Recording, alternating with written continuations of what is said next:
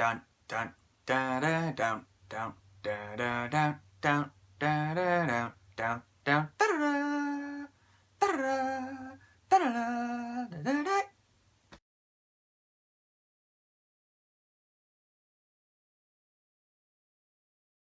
What's going on, everybody? I'm Joe, and today I'm here to talk about long-awaited Mission Impossible Rogue Nation, bringing back the one and only Tom Cruise, Jeremy Renner, Simon Pegg, Ving Rhames, Rebecca Ferguson, if I remember correctly, and Alec Baldwin, in a very small part.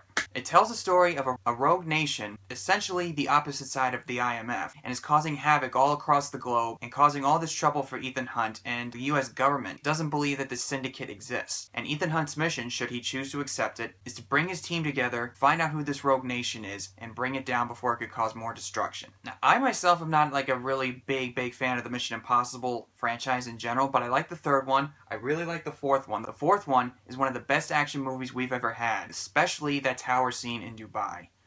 Oh man, I still get goosebumps from that. You are one crazy bastard, man.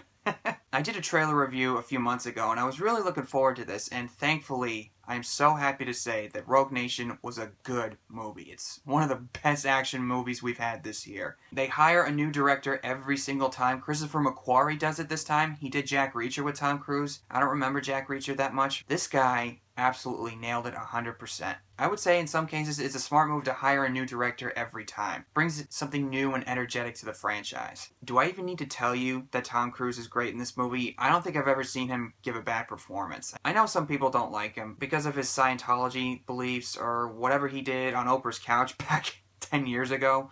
Yeah, that was a bit weird, but whatever. The guy's an excellent actor. He continues to prove that, and he gives it his all in this movie. I mean, some of the stunts that he does in this movie, like particularly the scene on the plane.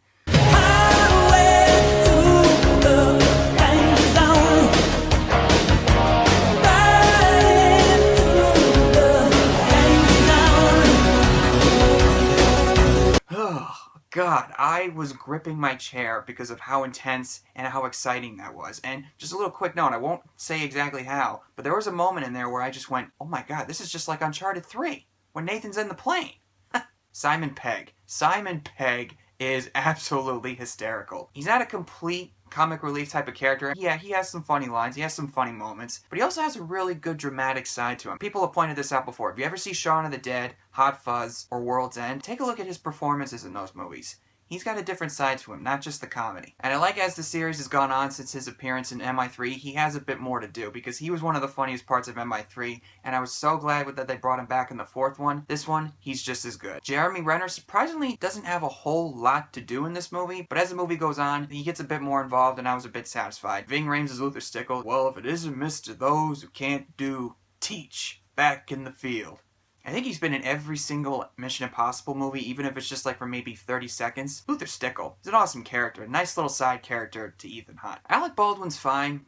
Doesn't have a whole lot to do, though. He doesn't really have a whole lot to him, but he's fine. Rebecca Ferguson, I don't remember the character's name. She was really the most complex character in this entire movie, because if you see the trailers, she does help Ethan Hunt, but then she does certain things where you go, what's going on here? How do I know that I can trust you? She's really good at making you think she's on the good side, but then she kind of turns you on your head and makes you go, okay, you're a villain now. I liked how this movie had a little bit of a twist and a turn to it. It's not trying to be too clever, but it does have a little bit more of a complexity to it. Whereas Ghost Protocol had a bit more of a simple, straightforward plot. And there's nothing wrong with that, but it's nice to have something a little different each time. And the villain in here, this is one of the aspects of the Mission Impossible franchise that I know has had a bit of a problem with. They don't really have very memorable villains. Probably the best villain that the series has had so far is Philip Seymour Hoffman. May he rest in peace. Even though he doesn't have a whole lot to his character, he's probably still the best villain. This villain in here, I'm not going to say who it is exactly and how he connects to it, but he's probably the second best villain we've had. He's cold, he's calculating, and he's the kind of villain where you just go, yeah, get him. And the action scenes, oh my God, the action. I mean, I've already talked about the plane sequence. Open the door! The other door! And then there's a sequence in Vienna, Austria, when Ethan Hunt is fighting these assassins in this opera house, while at the same time trying not to interrupt the musical act. It gets kind of intense. And then there's a scene where he has to go under the water and hold his breath for like 2 minutes. Let's just say that was a really intense scene. And of course, the motorcycle chase.